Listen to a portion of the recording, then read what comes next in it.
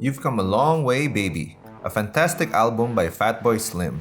His song Right Here, Right Now had a really cool music video that was and still is an awesome piece of work. It's about evolution and it's about change. How true is that today? Right here, right now, the world is changing. Digital fake money is on the rise, an elaborate financial scam is spreading, a machine that hasn't stopped running for around 15 years is turning the world on its head as we know it. From pizzas to presidents, Bitcoin, you've come a long way, baby. For sure you've heard about Bitcoin by now, but most of you probably never bothered to look at this, the Bitcoin white paper. I read this a decade ago when I was just getting started with Bitcoin. I'm not a coder or developer or anything like that, but I understood big ideas. And that's exactly what I got from it. A decentralized digital global monetary system that can challenge governments and end inflation and the reign of financial institutions. An idea that you, me, and everybody else work together instead of relying on corporations and politicians' control over our money. But there's nothing that promoted those kinds of ideas in this white paper at all. The word government isn't even mentioned once in this document. I guess the idea of a 21st century digital punk movement came from watching a Pirate Bay and WikiLeaks documentary and lurking the Bitcoin Talk forums. What was pretty frequently mentioned though is the word trust. Maybe that's where people got all anti-government with it, because people didn't believe in the traditional monetary system. Governments printing cash out of thin air, the value of your money decreasing as the years of sacrifice go by. Corruption, unfair tax laws, inflation. So why not a trustless system to fix it, right? Bitcoin was a simple invention, a spark that lit the fire inside those who were already looking for change. It has weathered through countless news of scams, that it would eventually fail, that it would somehow get hacked, or it's basically stocks. But these kinds of stories are pretty much gone now. Sure, there's still people involved in tons of shady things like FTX and people who claim they're Satoshi, but we're way past looking at Bitcoin as anything but real. Bitcoin is real enough that it has created hundreds of thousands, if not millions of jobs that stemmed from blockchain technology alone. This technology gave birth to Ethereum, decentralized finance, Dogecoin, CryptoPunks, and every shitcoin out there you can think of. Every day there's a new project to be made, people to utilize those projects, and opportunities to contribute and shift the way the world works, all thanks to a mysterious figure.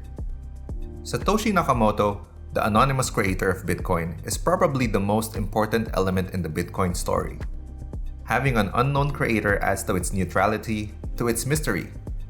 With control over a fortune that could turn the tide, Satoshi Nakamoto remains in the shadows and lets history unfold. To reveal himself or themselves would mean so many things about how Bitcoin is regarded. It would mean that there would be a single figure in control of how things play out, and of course, a massive amount of Bitcoin. And that's where we are now, fighting over the limited supply of 21 million Bitcoins because of Satoshi's wallet, lost hard drives, and small amounts of sats in forgotten wallets. Corporations, as well as nations, are now fighting over what is left of the supply. Those who would be acquiring Bitcoin now would undoubtedly return huge profits. In June 2021, El Salvador made a big bet and declared they would be buying and using Bitcoin as legal tender. President Bukele championed Bitcoin as a way to boost financial inclusion, attract foreign investment, and reduce reliance on the US dollar. You may say that El Salvador has experienced economic growth and brought in branding, investments, and tourism. The Central African Republic followed soon, wherein it was actually lawmakers who voted unanimously to pass a bill legalizing crypto. True enough, the biggest countries in the world took notice and have expressed their interest through accumulation of Bitcoin and mining. The impact of the popularization of Bitcoin gave companies like MicroStrategy a big lead. Michael Saylor has never been shy about his commitment to Bitcoin, and his endeavors surely paid off.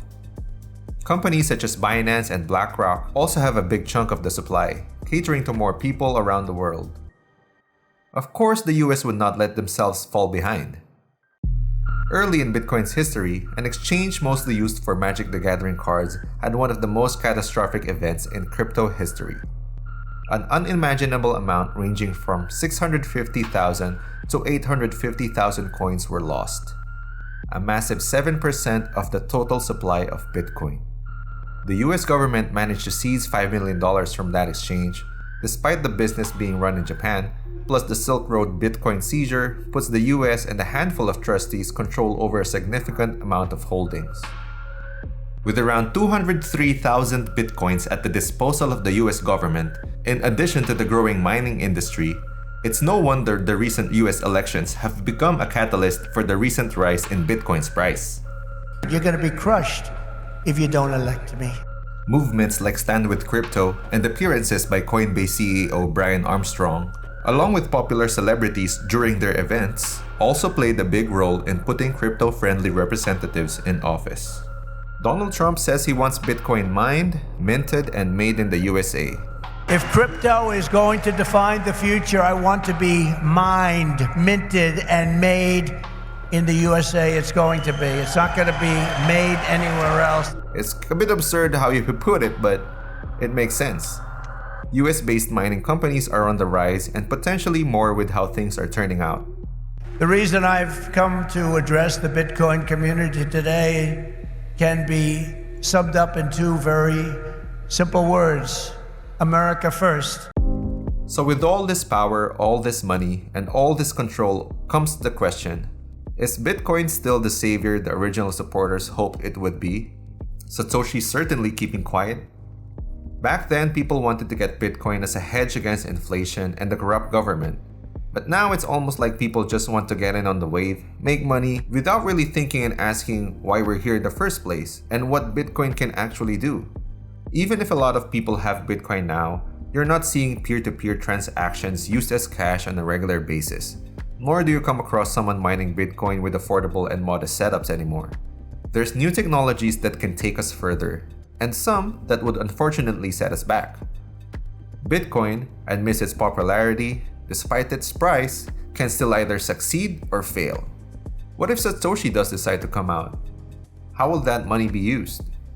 Will it destroy or solidify its status? Will there be another fork? Was Bitcoin created for the people or for the government?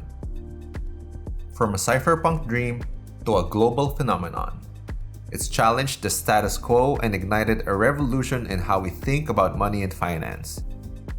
But where do we go from here? The battle for Bitcoin's soul is raging. Will it be controlled by the same old forces, or will it empower the people? It's never too late to learn about Bitcoin, crypto, to participate, and help build a more decentralized future. The future of money is in our hands. Let's make it a future worth fighting for.